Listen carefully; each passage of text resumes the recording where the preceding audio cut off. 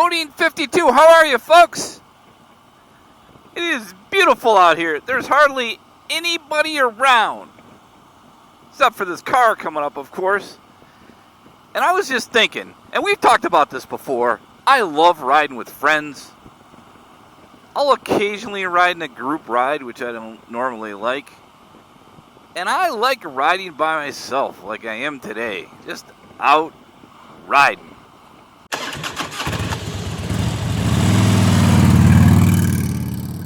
Now, my wife and I were talking about this the other day with another couple friends about, when you retire, do you want to still live kind of like where all the action is, or do you want to kind of move out into the middle of the mountains somewhere, or you want to live on the beach, or where do you want to live?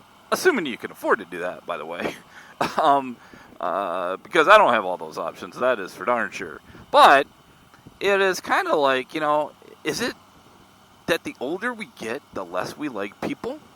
Now, that may not be the right thing to say on a YouTube channel when, you're working and talking and friends with people. Because that's the part of this that is the reason I do that. But you kind of get what I'm talking about, right? The people that are living next to you, close to where, you can't walk around with no clothes on because they can probably look in your window and see you. Maybe some of you are into that, but forget that. But I think I made the comment to my wife. I'm like, you know what? I think the older I get, the more I just want to move out on the side of a mountain somewhere. Maybe 30 minutes, 45 minutes from like grocery stores and stuff, but just kind of get away, right? And get out of the hustle and bustle and get away from all the people. So I just wondered, am I alone in that? So then I was starting to think about motorcycle rides, right? So my wife and I, as you know if you follow the channel, went on vacation about a month ago with a couple other friends, two other couples, Bronco Ride and Harley Day Rider, and their beautiful brides. And that was awesome. And we had a great time with those folks and loved it. And I had an amazing time with Mrs. Bodine, because of the 1,600 miles, about 1,300 or 1,400 of it was just her and I. And I loved that. I mean, it was really cool. It was the first experience for her. And it was the longest trip that we made, two up, right? Excuse me. So we really enjoyed that. And then I was thinking the other day, and no offense to my friends, but I'm like, for some reason, I think I want to take a trip and explore by myself. Now, I wouldn't want to do that exclusively all the time, and believe me, I'm an extrovert, and I am not a guy that sticks in the house much. For sure, I'm always on the go. But there's a certain part of me that just says, wouldn't it be cool just to take a trip by yourself and go somewhere? Right? For me, there's plenty of places I could go up north, the UP of Michigan. There's some good rides in Pennsylvania and Ohio. You could take a nice little, let's say, 1,000-mile trip where you may be away for, let's say you go out on a Friday and you go Saturday and Sunday, and there's 1 day or 2 days, and then you come back by yourself. Now, again, let me stress, I love hanging around Mrs. Bodine. She is really super cool, nicest person on the planet by far, especially to put up with me. So I was talking to her and I said, "Hey, Mrs. Bodine," because that's how we talk to each other. She says, "Yes, King." I mean, Mr. Bodine. I mean, Bob. I said, we were talking about that, as you get older, you want to kind of get away more and be out of the hustle and bustle. And she goes, "Oh, you mean the part where you said you don't like people?" I'm like, "Stop." I said, "Stop that.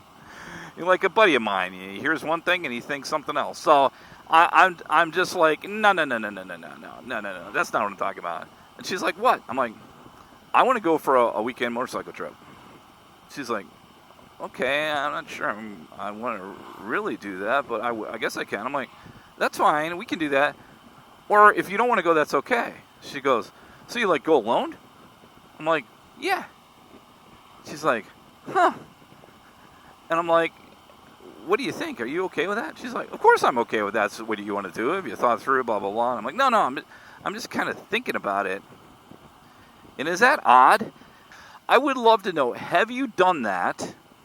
Have you taken a trip by yourself? And let's put some parameters on it. Let's say over 400 miles. Okay? Let's say, and let's say it was an overnight, right? You rode somewhere 400 or 500 miles at least, and it was an overnight. Have you done that? And how was it? By the way, before I go, see this little house right here? It's a barber shop. And there was a guy in there that cut my hair. His name was Jesse. And I used to always get my hair cut at the same place my wife did. And, I barely have any hair. So, it's not like it's that big of a deal. So my son went in there one day, and he said, hey, I met this guy Jesse. He just cut my hair. He's really cool. He's uptown. He's like, he charged me like $10. I'm like, what? He's like, yeah. I'm like, huh, that's cool. It's in town, and I was driving like 20 miles, right? This is a little behind the scenes with BoDean 52.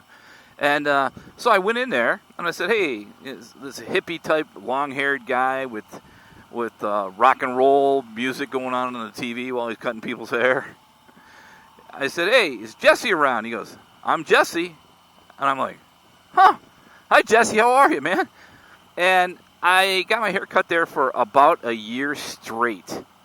And I got to just really find out a lot about Jesse, his history. He's a singer, just a super, super cool guy. Plus, I loved how he cut my hair, right? I mean, it was one of those things. It's like, all right, that'll be, are you a senior citizen? I'm like, dude, if you keep offending me, I'm not going to come here. No, I'm not a senior citizen yet. And he says, oh, okay, it's like $12. And I always gave the guy a 20. One, because I used to be paying like 30 or 40 to get a little bit of hair I have cut. And I liked the guy, and I thought it was helpful to him, right? He deserved it. So 2 weeks ago I went in there, and normally what I'll do is I park there. It's kind of hard parking, and I get out and I kind of look in the window to see if he's there, because they don't have appointments. It's just kind of drop-in. So the other day I stuck my head in there and I saw a lady in there cutting hair, and I didn't see Jesse. So I pull out.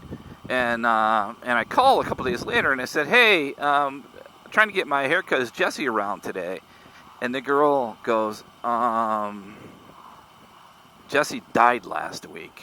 The guy's like, I don't know, he was like 45. I'm like, what? She's like, yeah, his girlfriend found him on the bathroom floor. Don't know what happened to him.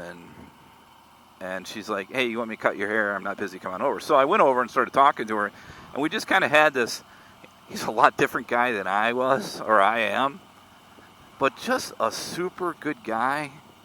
And it really made me think about crap that's important. Friendships, family, because you never know when it's our day. And, rest in peace, Jesse, but call a friend, if you will, and check on them. They just may need you, because you never know what happens in this life. Ride safe, folks, and we'll talk to you soon. Bye-bye.